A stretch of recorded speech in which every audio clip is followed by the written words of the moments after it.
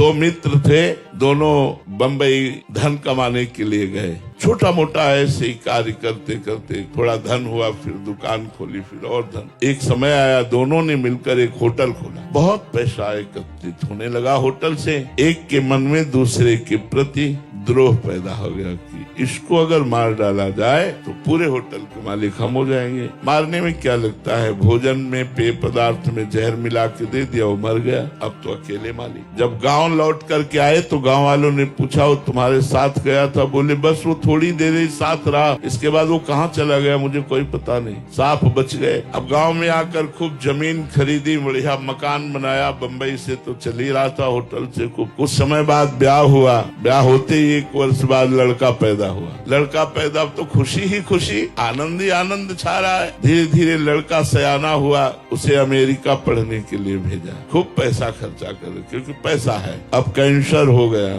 लड़के को। अब ऐसी उल्टा चक्र चला कर्म का। फिर पैसा खर्चा होना शुरू हुआ। धीरे धीरे जमीन बिकी, होटल बिका, सब बिका, कर्जा हो गया।